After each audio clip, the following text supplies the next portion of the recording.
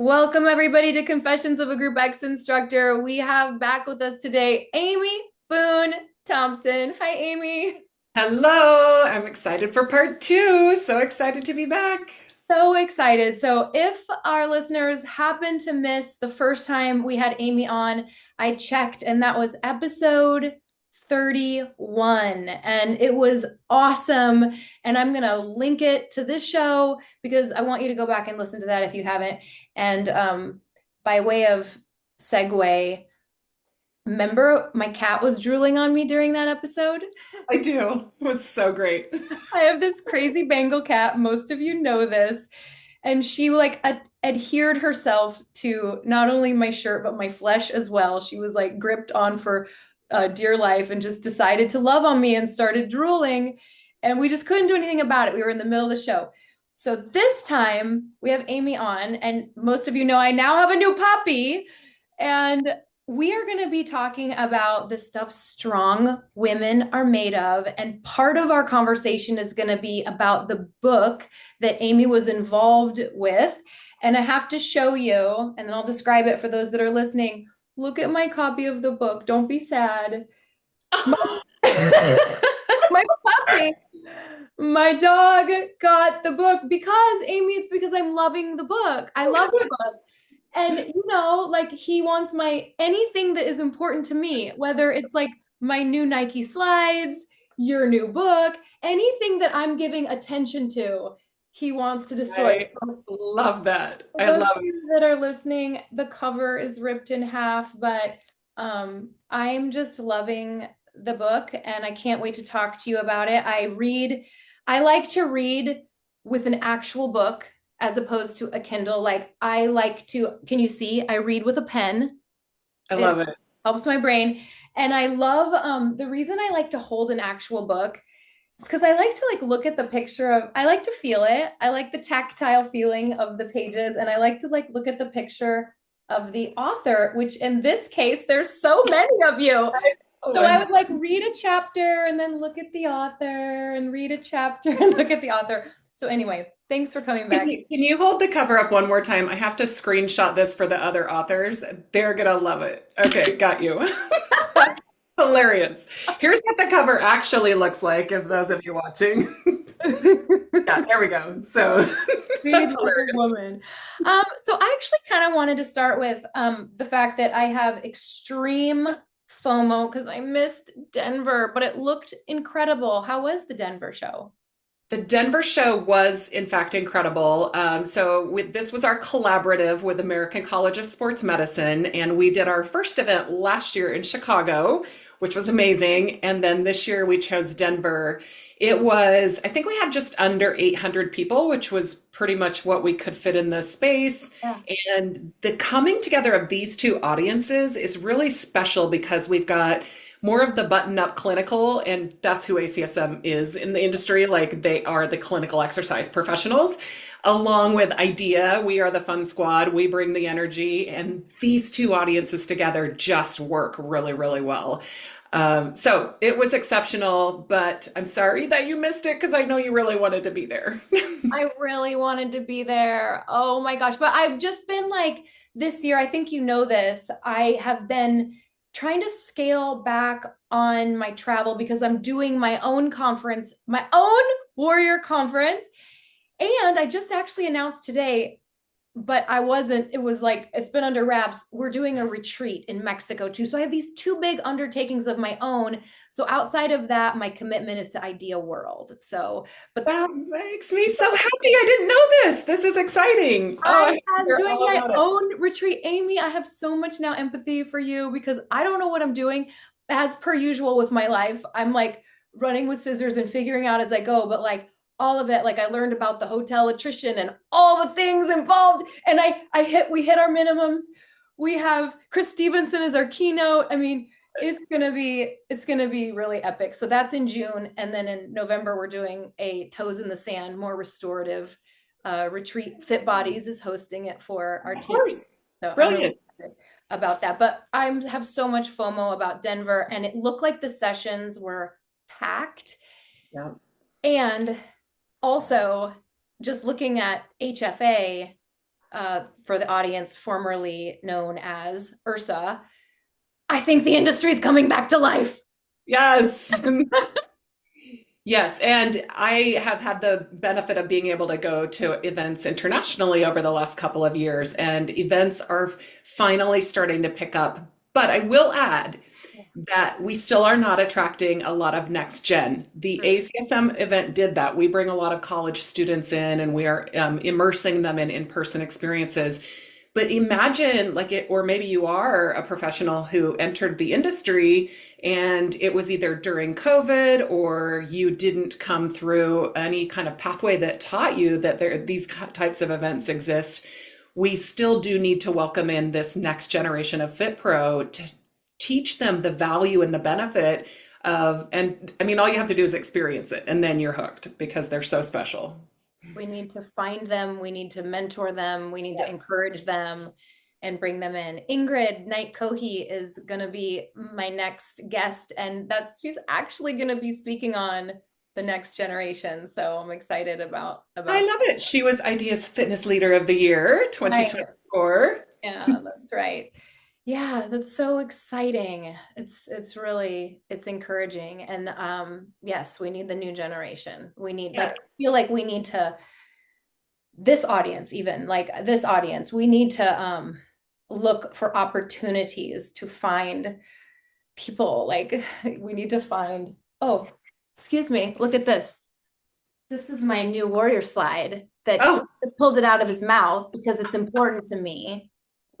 Little oh, sneaky uh, little puppy. but um yeah, the next generation, we need to find them, bring them in. Yeah.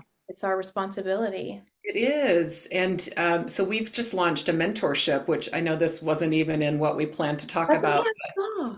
Yeah. Yeah, so this is all about just what you said is, really it was created by Dr. Darian Parker, Dr. Erin Nishke, and Debbie Bellinger.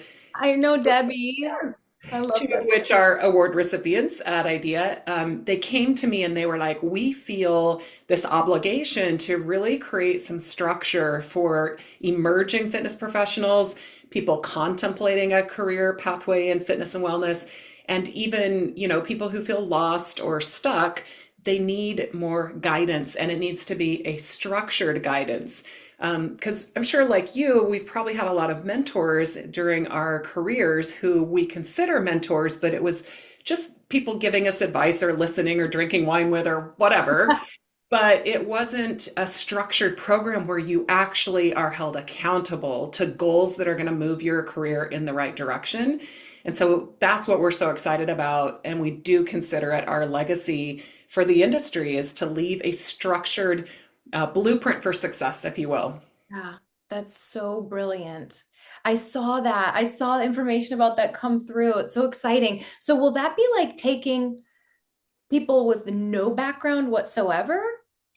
It's for everybody, and Okay. it's for any kind of instructor in our space. It could be a personal trainer, group instructor, manager. And the reason is because we're doing these deep dives on a specific topic where you can go through 8 weeks. For example, today kicked off the social media and marketing with Jess Maurer as the mentor. And those students are going through 8 weeks of deep dive on social media marketing. But then the other really cool thing about this program is it is one-on-one coaching. And it's kind of like, I'm just going to call it a dating service because our app will let you pick the mentor that is best for you. And No way. yes.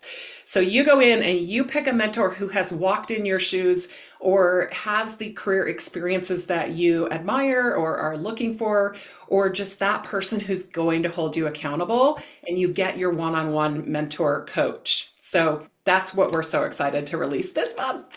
That's cool. How long has that been in the pipeline? Well, so they contacted us about a year ago, this time of year, and we spent the last 12 months really listening. We did at World last year, we did a focus group to talk about what should this look like.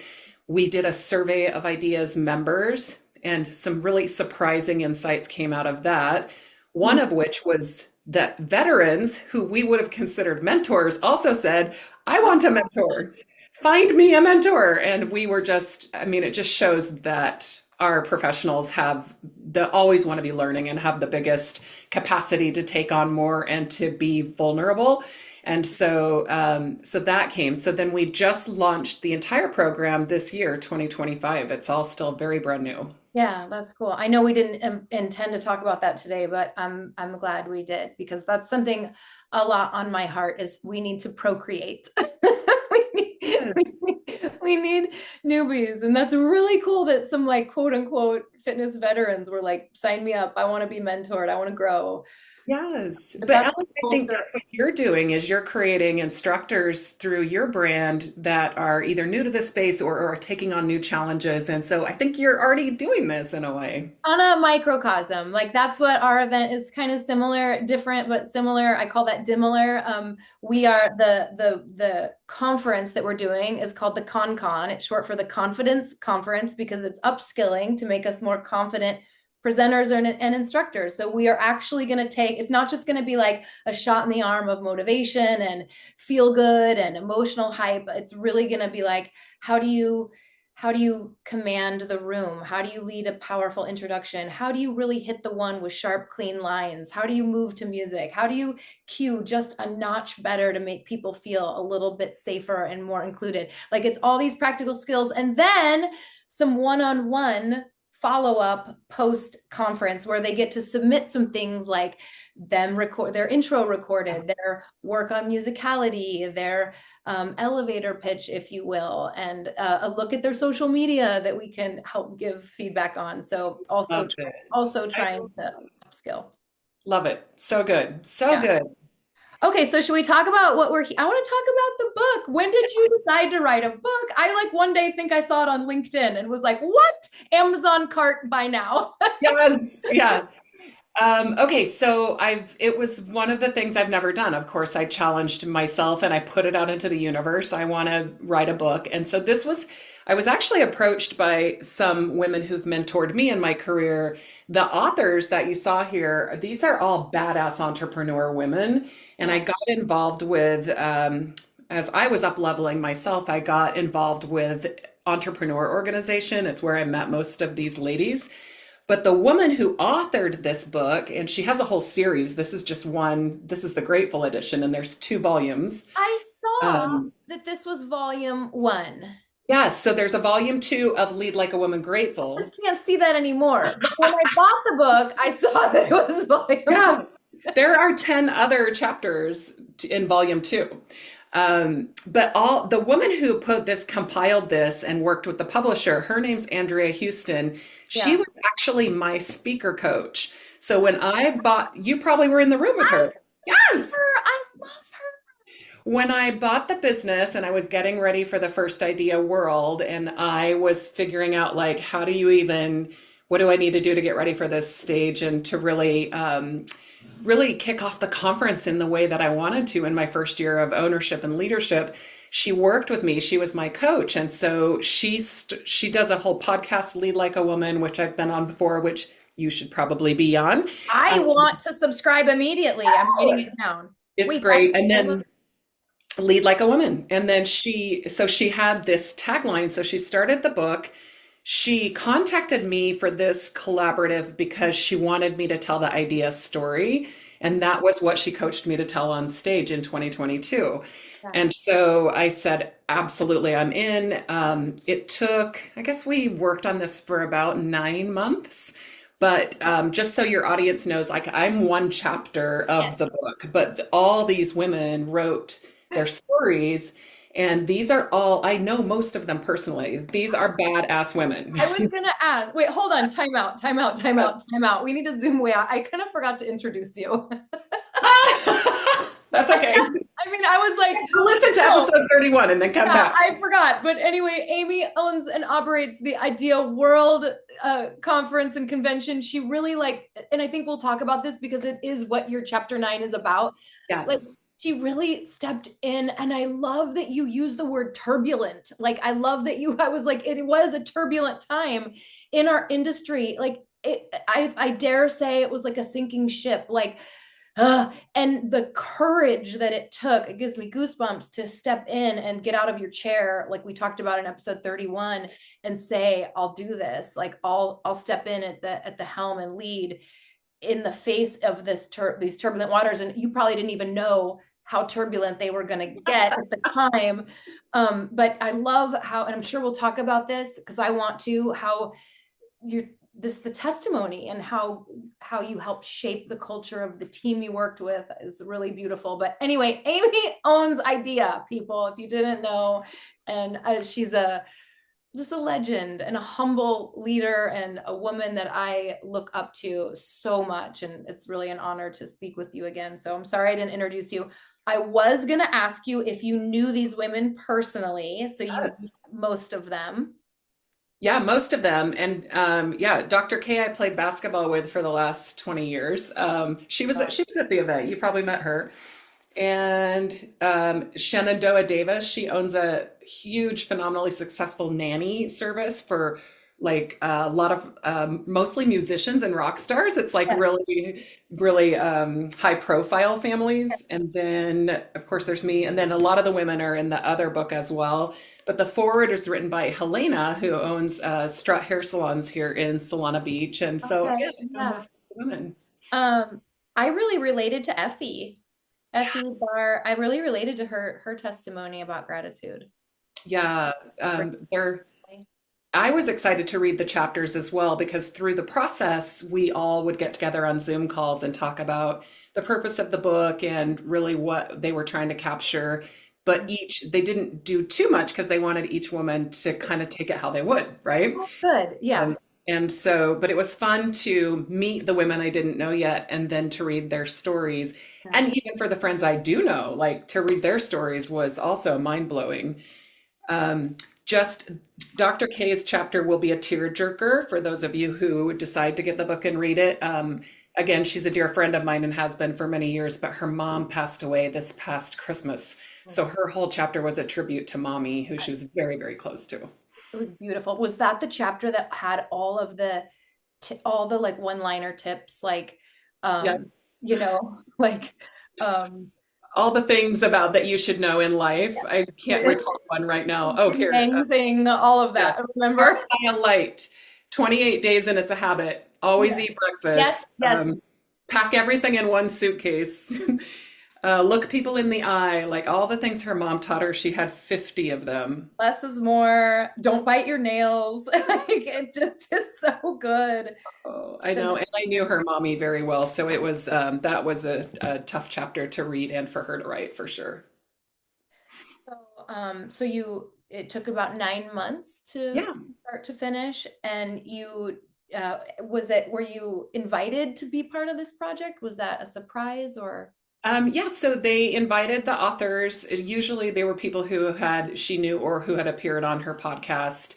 And then so she's done several volumes and the publishing company has done several as well. And I signed my own book deal to bring together idea family and influencers. And so I've signed a deal to publish Inspire the World to Fitness. Oh my goodness. Are you kidding me? So this will be a collaboration of stories from idea brand ambassadors and subject matter experts and people who have done things that are inspiring specifically in our space and in our industry. So that means I get to have another podcast with you. Yeah, so that's all I can say. Oh, that's so So give me another 9 months. It's like having a baby, right? I'll have a book every 9 Okay, months. perfect. All right, we'll do it in 2026. Okay, so we were going to talk about the stuff strong women are made of, and I love that the book centered around gratitude. And you and I didn't really talk about what was in your head, which I like. I like kind of like your Zoom meetings. You didn't give away too much. I'm really wanting to hear from you, learn from you, have our audience learn from you. What are strong women made of? Is it just gratitude? What do you think? And I know you added grace and resilience in your chapter, which was very special. So take it away. Yeah, for sure. So as I wrote my chapter, as I said, I really wanted to tell the story of stepping into owning and first leading and then owning this huge brand that I've been a part of in this platform, and just what a big responsibility I felt. But also, I think, like a lot of women, you have your insecurities creep in and doubt and wondering, like, why am I taking this really challenging path?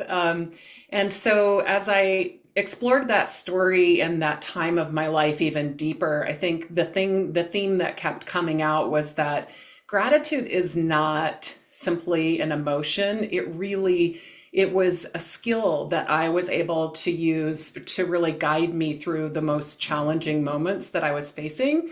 Whether it was rebuilding my team, I had to completely rebuild my team, rethink the business model. We've moved platforms. We've done so many things that, if you've followed Idea's story or if you're a member, you're like, oh, so big deal. They changed the platform. But that was like an excruciating five years, really, because I started that process even before I bought the company, of helping to lead change and helping to, through all the challenges, really show grace and gratitude with your team and with in trying to move through either difficult situations or move difficult processes forward. Um, so I talk in the chapter a lot about how, for me, gratitude it's something that I maintain in a daily ritual. It's how I use gratitude to approach a difficult meeting or even positive things that we're doing in the business, because it's all about it helps us to make better decisions. It helps us to really be reflective. It helps us to use our emotional intelligence and stay connected to what it is you're trying to do and the why behind any type of process or change. And so I think that's really what I explore. And then grace. It's funny because I chose grace because my entire life, even as an athlete, people would tell me that, oh, you are so graceful when you run. You do this very gracefully. So grace kept coming up in my life as a theme that people use to describe me. And so again, in this reflective process about just these chapters of ownership and how I lead, grace, of course, is part of who I am. If people are telling you something back to you all the time, you start to say, well, maybe why is that, and what can I learn from that? And so that's why I incorporated the word grace. I thought that I thought your chapter had like Brene Brown vibes to me. Like I felt moved in the same way I do when I read her stuff. I truly did. And I mean, it's interesting because I already knew your story, but it still hit different reading about it. It was just framed differently. I mean, I guess we talked on the podcast, and I, of course, observe and follow everything Idea does. But you had said in the chapter that that grace, or excuse me, that gratitude actually changed the way you viewed Yeah. the difficult situation you were in. And then I was putting myself kind of in the eyes or the shoes of your team that I know was, in flux and changing and stuff. And just again, it was a turbulent time. And it was a time where the industry was in some ways collapsing and imploding. I don't mean to sound dramatic, but it's true. We were in a really dark time during that era that you had just kind of taken over. And so you really had to earn, I was thinking about you too, like as the leader, you had to earn their trust and buy-in so that they didn't despair, and keep them believing in the mission and vision of Idea and the mark it wants to leave on the world. And so I felt like reading about the way you did that, I felt like that's where the grace element really kicked in, and like leading humbly. And you created a culture and environment where your leaders and your team felt like they could come to the table with struggles and imperfect and with Mhm. themselves. And like you Yeah. just, it seemed like created a team where the environment was full of grace, and you could show up as you are and struggle and be honest about that. And yeah. Yeah, and I would add, like, again, I had to downsize a team from 26 to now we have five full-time domestic employees, and I've got a team of international employees. So when we let go of the print publication, that was probably one of the most difficult decisions I've had to make because it meant letting go of five amazing human beings whose job was to work on the printed version of Idea Fitness Journal. And so, again, figuring out a way to make the difficult change and all the steps that took, talking to our readers, just like you said, Ellen, I love paper Yeah. too. Yeah. I miss the printed Idea Fitness Journal. I loved opening it up, but it just wasn't feasible. If this association was going to stay in business, we couldn't do it anymore. And so to make that difficult decision and let go of some amazing human beings and at the same time keep the morale of the rest of the team, I think that was the time when I had to show the most vulnerability that no, this wasn't something I reveled in or was excited about. I was excited about transforming the company and keeping the platform alive and keeping the digital journal going. But those decisions are never easy. And you're exactly right. Like the balance as a leader is bringing along every person. And I always believe in showing up authentically. It's my superpower, if you will, is just I just don't know any other way. I can't be fake because I just don't know how. I have to show up as me. And so in all of my leadership, I just show up as me and I encourage other people to do the same. I'm the same way. If anything, I have to be careful that it's not to a fault. If someone asks me, "How are you doing?" I have to be really careful to Yeah. not be like, "Well, I'm on the brink of a divorce," and I, like, Yes, there's like yeah. Yes, deciding what to filter out, but not to lie about it. I don't want to, yeah, but exactly. no, it is. It's it's the only way to lead is authentically, and um,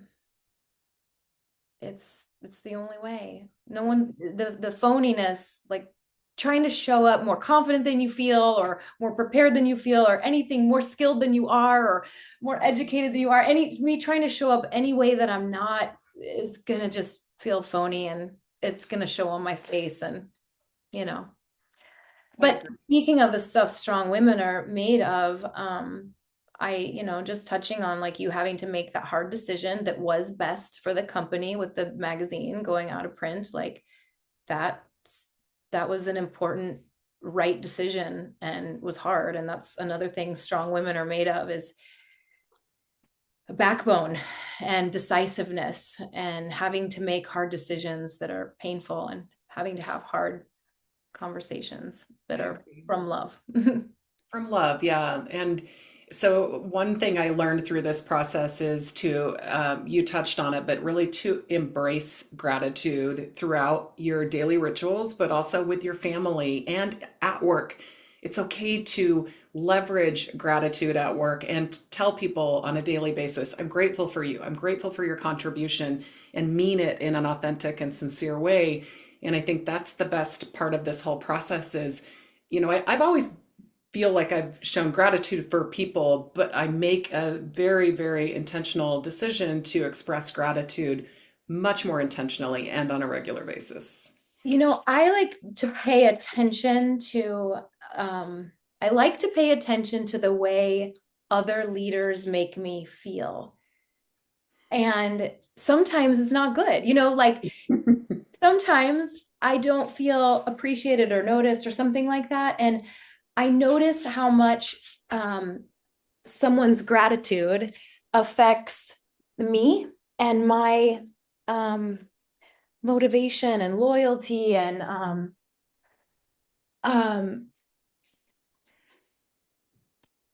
I make a special effort to if a master trainer leads a training that weekend to make sure I reach out, even if it's just a text and say, thank you for all of your hard work and everything you did to make your training great today. Even if it's just something as small as a text message, it takes 10 seconds and it's all the difference as a leader. Like to show gratitude and make people feel valued is like how honestly it's like the superpower.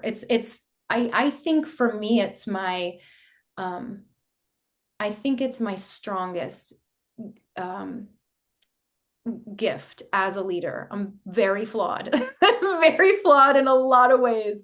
But I think the fact that I make people feel special and noticed and important, and it is authentic. It's a genuine. I think that's why I've been as successful as I've been and why people support what I'm doing. It's not about the workouts, even though they're great. It's about how we're making people feel, from instructor to leader. So Well, I can attest to that. I mean, you and I have only known each other for a couple of years, probably, just in 2022, I think was the yeah. first time we really got to know each other. But you are that type of leader, and you can see the company that you're building and the instructors and programs and formats that you're putting out into the industry have a different feel because the people who teach them care deeply about the people in the classroom, and that comes from the leader.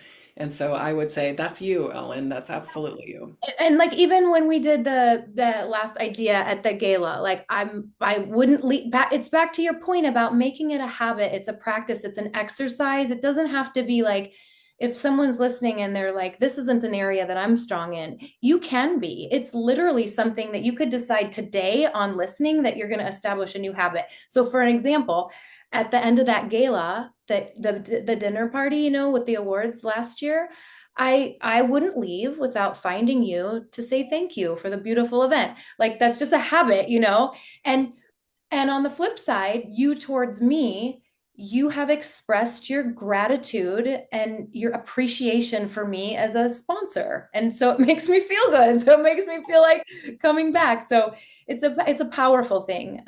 So Yeah, and I don't think a lot of leaders lean into it, sadly, which is why I needed to write a chapter about it, and there's two whole books about it.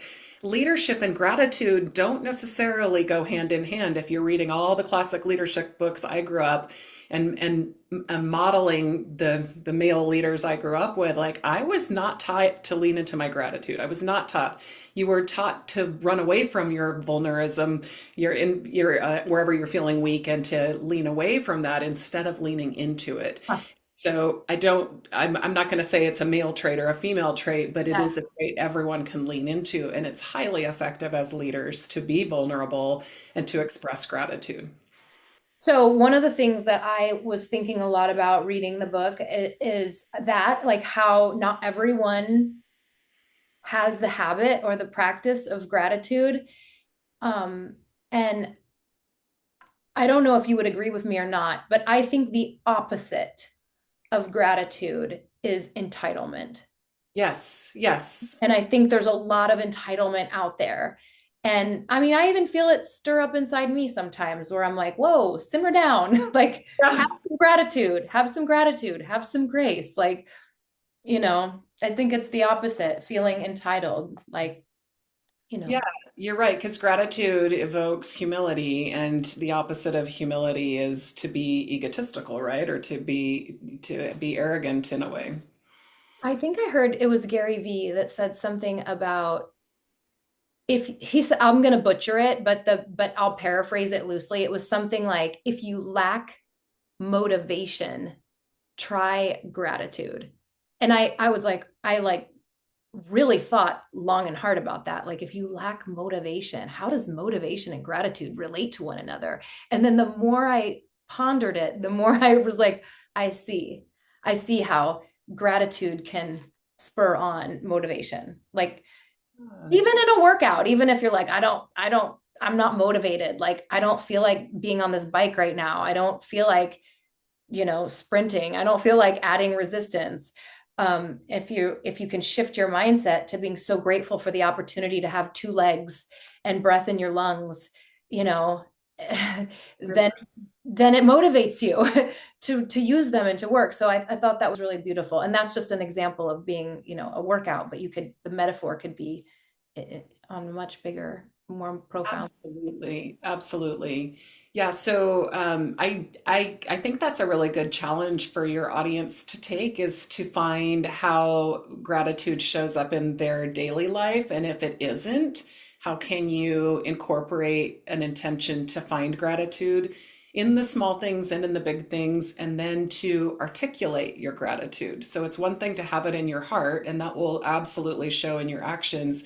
But if you are articulating gratitude on a regular basis and cadence from a sincere place and an authentic place, I think you'll really start to see a shift. You really will. Yeah, that's the piece is the make the connect to actually to articulate it. Thank you for Yeah. threading the needle for me, for us, because it's easy sometimes. It's not always easy to have gratitude. Sometimes you have to summon it and muster it and rethink things and take a new perspective and talk to yourself and reframe things. But once you have gratitude, then to say it, to articulate it, especially if it's towards someone, to take the time to do the text, write the letter, send the flower, whatever it is. um that's where the magic happens, Yeah. and that's where it instills it deeper into you. Yes, and that creates ripples, right? Because then that person receives it, feels valued, feels important, and then they want to show up differently in their own lives often. So it absolutely is so much more than just an emotion. It absolutely can be a transformative skill, as I talk about in the book, and I learned from my own leadership. Yeah.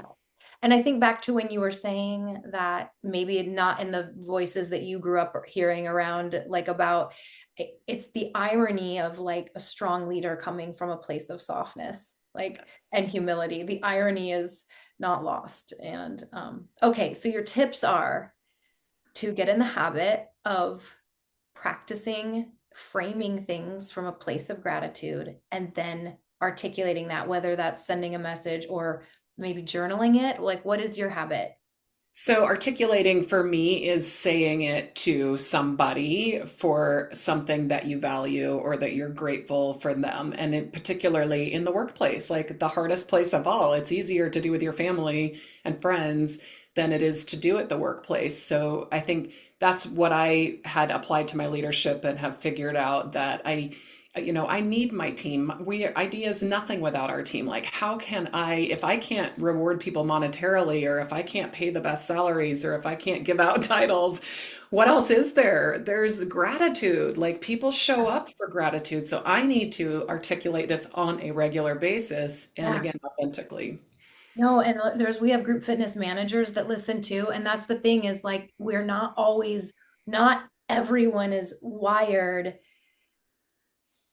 for money. Like there's like as some people just want recognition. Like, and we know as managers, those of us who are there or have been there, that we're not always able to pay our instructors what we want to. But that's why even more so, like maybe just you know, that those special words of appreciation and gratitude are like, that's a paycheck in and of itself. Yeah, agreed.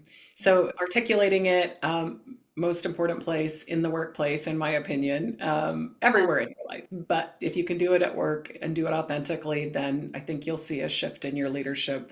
And then also finding, especially during the challenging times. So I talked to just about a few of the challenges from this industry, but a challenging person is even harder, is when you're dealing with that difficult personality, that person who is there's friction, right? There's tension, and finding a way to relate with them or find a way to move past that difficulty. Gratitude is a great way to move past those relationships or make forward progress in those relationships as well.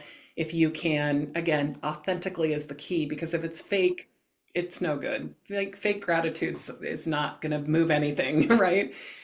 So really showing them gratitude for something they've said or done, or how they've shown up, and then hoping to move forward in that tense environment.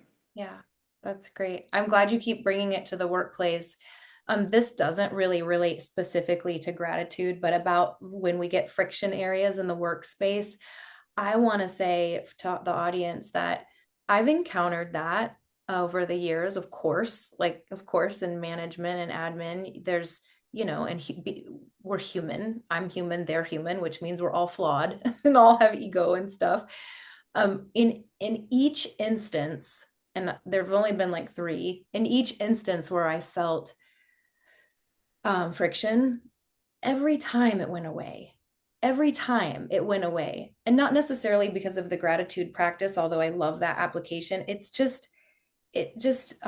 think grace and like knowing that we're all trying to do our best. And I just want to say those friction areas they've always gone away.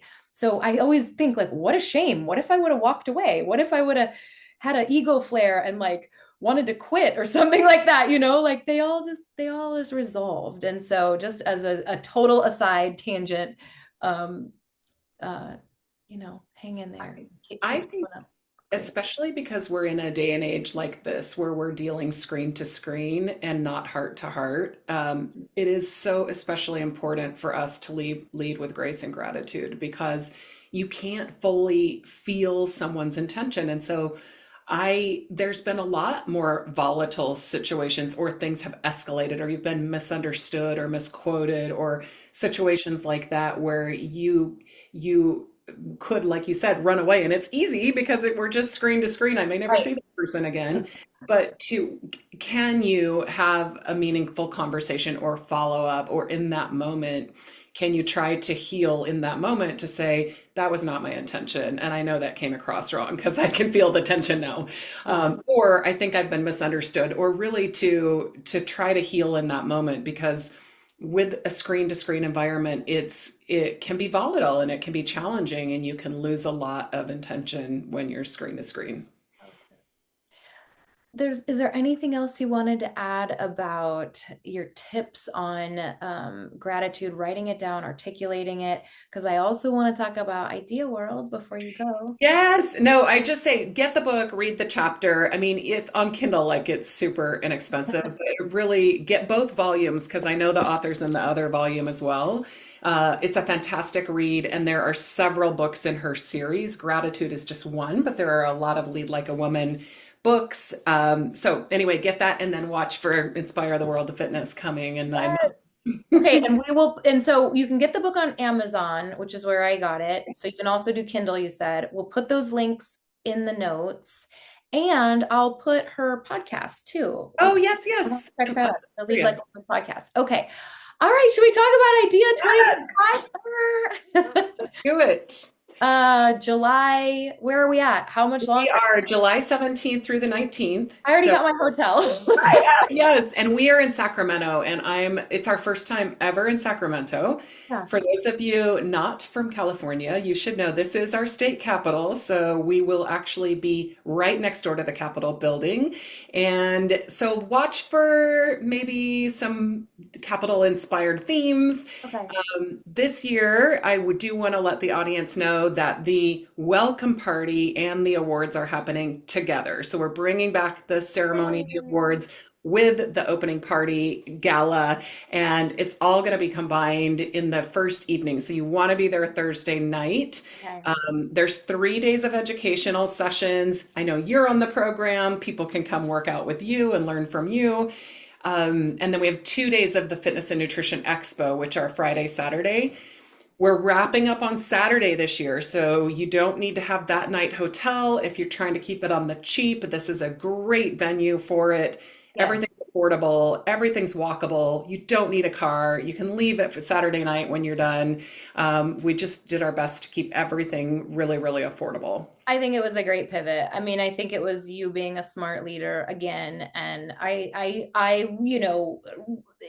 heard the same things you heard. It was LA was expensive. And so I am just so excited that it's truly going to be more accessible to people. So Yes. I And can't wait. Yes. yeah, and I was just going to say, like, if you've attended them the last 3 years, something important to keep in mind, those were all pre-pandemic contracted venues, Mhm. which means they were anticipating pre-pandemic attendance numbers, which we all know the industry has shifted and we are rebuilding. Yeah. So what I'm excited about is to bring back the intimacy of Idea World, the packed rooms of Idea World.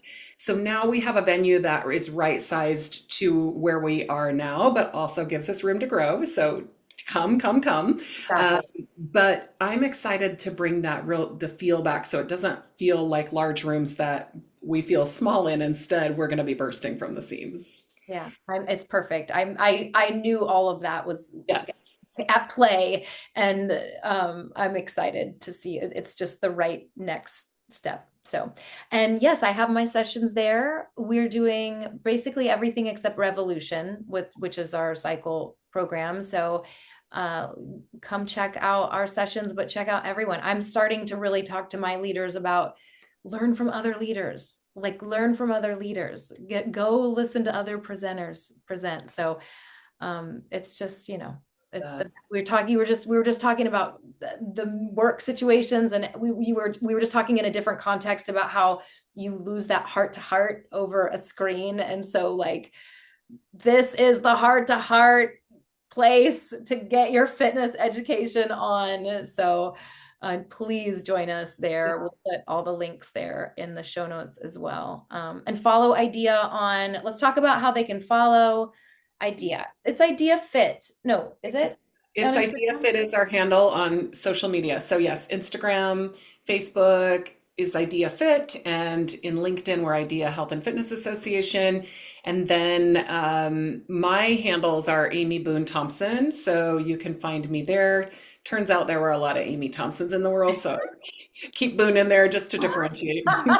Um, but yeah, so that's how you find us. And then the links, we'll put the links for how to register for World and learn more. But if I can just tell your audience, if you've never been to an Idea World, it is so life-changing and career-changing. It expands your belief of what's even possible. You get to dabble in so many different formats and disciplines, and but most of all is the networking that happens at these events. And that truly is what led me to owning this company today, was that I went to every single event and got connected in the industry. I didn't care where someone worked because I cared about the person in the chair behind that table. And then I got to know those people. And guess what? People change jobs, but friendships don't have to change. And so this is where you build your fitness family and you build your connections that will absolutely amplify your career. You actually talked about that in your chapter too, how like you starting as a personal trainer and building your business like one client, and how you have like a little book of all their pictures and profiles and everything is so sweet.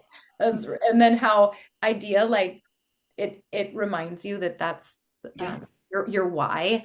And I just will add uh, to the conversation that for me in 2025, deciding to run my own fitness conference for warrior instructors and then my warrior retreat, I was terrified. I'll let this be the confession. I don't know if you have a confession today. I hope you. Okay.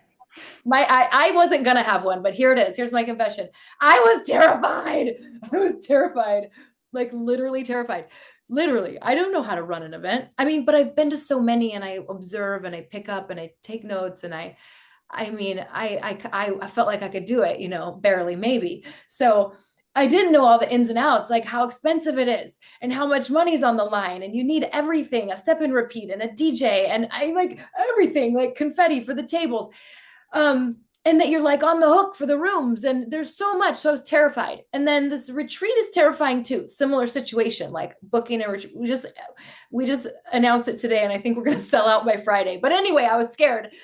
So because I was afraid, I didn't sign contracts this year like I have the last 5 years of my business, 4 years coming out of the pandemic, to hit all the conference. I'm glad I did that. I'm so grateful. I'm like so grateful, truly. I'm so grateful for the SCWs and the DCACs and the CamFit Pros and the Fitness Fest and Music City and all the conferences. I've loved and cherished the opportunity to get out there and show the world the warrior formats. But in this season, being afraid, I was like, I'm only going to do the one that has always been my true north and my anchor since I was a baby fitness pro, which is the Idea World Conference. Before I even just back when I was like a mediocre, not very good instructor. It's true. That was the conference. I hadn't even heard of the other ones. No shade. I've fallen in love with all of them. I love them. I just hadn't heard of them, the smaller shows. And So this year, just being so scared, in case people are listening, wondering why I'm not jet setting every single month on an airplane, it's because I'm only doing IDEA in 2025. Then I'll reassess, like you said, ideas like doing Sacramento, and it's a great place to rebuild and grow. Maybe 2026 we'll do some other things again, but 2025 for the Warriors, it's just our own events and IDEA. So if you want to catch us, you got to catch us there. Catch us there. I love it. Yeah, that's my show. So it's Yeah, it's such a good event. Like I said, you spend the dollars on your career and your personal and professional development. It's all a tax write-off. You have nothing to lose. You already have a family with your warrior friends and family there. So just come. yeah, and I know I've said this before, everyone, 100 times, and we talked about it on our last time we did a podcast together. But the truth is, it's really easy to slip into a rut and to become apathetic and to be just like being okay with being a good instructor and just knowing that you're good. And then unfortunately, you kind of get stuck in that perspective.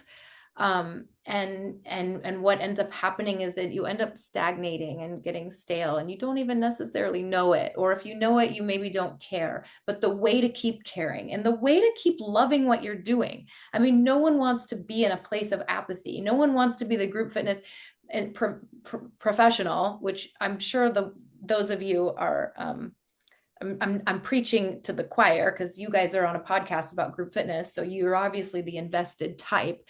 But it's just really easy, and we do need to help bring on the new generation. So to kind of go full circle and thread that needle, is there someone new, someone in your front row, someone your daughter's age, like I'm like that would be interested in starting a career that is so fulfilling, and this is the place to take them. This is the place to go. And speaking of bringing on the next generation, which Ingrid's going to talk with us about, like bring them to IDEA, recruit. Yes. Yeah, that's the place because they'll want to do it. They'll want to be all in once they get a little taste. They will. They absolutely will. It's the best place to bring anyone. And we do have programs at the event for inspiring high schoolers and college students to enjoy careers in our That's space.